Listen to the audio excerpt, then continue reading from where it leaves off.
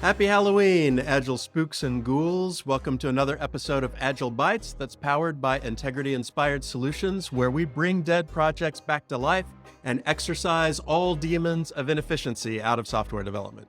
Today's episode of Agile Bites is very special. I will be taking you on a trip through 3 Halloween tales of Agile terror. The first story on our trail of Agile terror is the story of the middle management slasher. It happened one day early in my consulting career, my very first consulting gig, as it turns out. And I was assigned a team where we did Scrum. And we did Scrum very well. Now, this particular financial institution was very risk averse and very change averse, as you might imagine financial institutions to be. And so as we began to do Scrum, the other structures of the institution began to have trouble with us. What phase are you in? They would ask me. Are you in the design phase? Are you in the build phase? You seem to be doing both of these things at the same time. And all sorts of team managers had trouble with my team. So much trouble, in fact, that middle management could not stand the fact that my team's work was so difficult to define. It did not matter that our first release had no production bugs, nor did it matter that our first release had no user-requested changes, because the users had seen the software every single day while we were developing it. No, what mattered was it was very difficult for the project planners to figure out what phase my team was in. And so, in the shadows of the night, 2 p.m., a bunch of middle managers and vice presidents of the bank and authority figures got together to solve this problem. What can we do about this team whose phase we cannot determine? And as managers told tales of not being able to assign us properly on their Gantt charts and how their project management software could not accommodate this, and their budgeting paperwork didn't seem to have a place to describe iterative development. As these things went on and on, one vice president asked, well, how is this team actually performing? And it was then that the development manager said, well, actually, they are outperforming all of our other teams. They are releasing more, they are releasing faster, and there are no production bugs when they release, and the users have no requested changes. And this vice president said, it sounds to me like they don't need our processes. Maybe we should just leave them alone. And you would think, dear friends, that this was the end of the story. But no, because middle management in that statement heard the sounds of their own demise. Because if it was true that a team could outperform their other teams and not require the elaborate project management structures that the bank required, what would happen to all of their jobs? And so, friends, I am sorry to say that my team was instructed to stop developing in an agile way and go back to the bank's phased gate approach. And thus, something very wonderful died.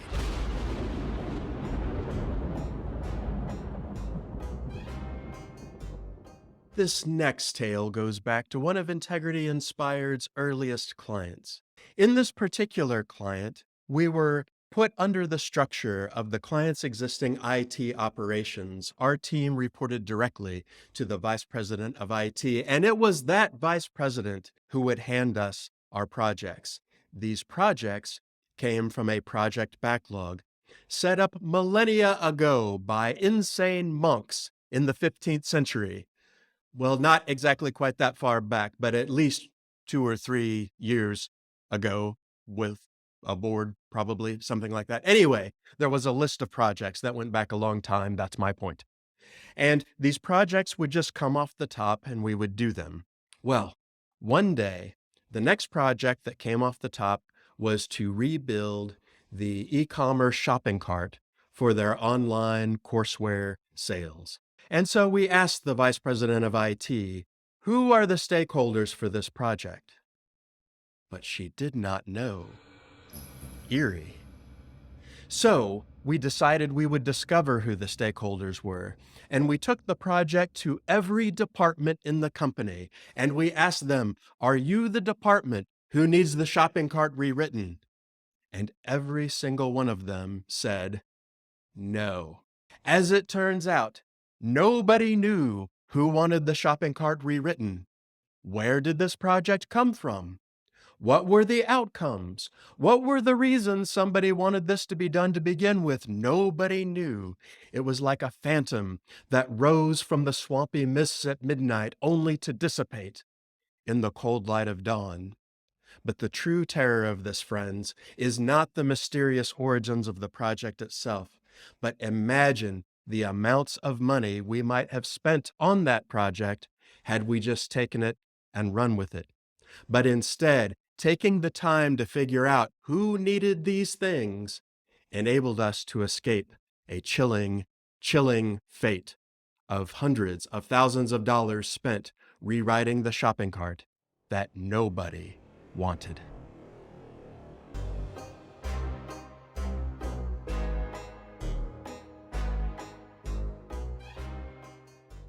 And last, my friends, on our tour of Agile terror comes the story of the Pit of WIP.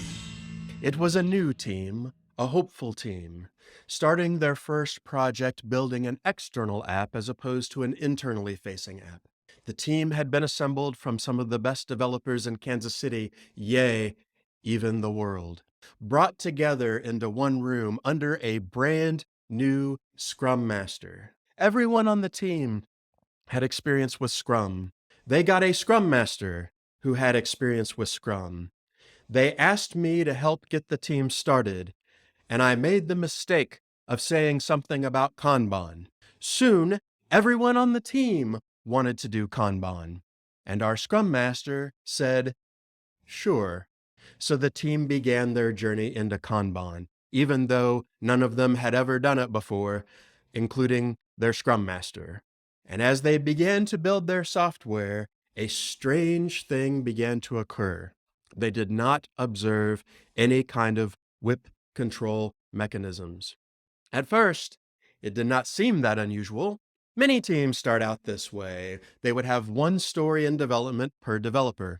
I personally feel that that's still too many, but for teams that are starting out, that's not uncommon. But soon the ratio began to grow until it was 2 stories per developer, and then 3 stories for developer. And sitting on the cusp of being 4 stories in progress per developer, the dev doing column grew from 6 to 12 to 18 and was well on its way into the 30s. When finally I had a word with their Scrum Master, and their Scrum Master said, Kanban requires a lot of discipline. We have not been paying attention to the WIP limits we set for ourselves, but I believe I know what will fix this. The team is drowning. They're in a mire of work in progress. They can release nothing because all their hours are consumed with things that are still not finished. But I think I know what will pull us out of the pit. What if we go back to doing Scrum?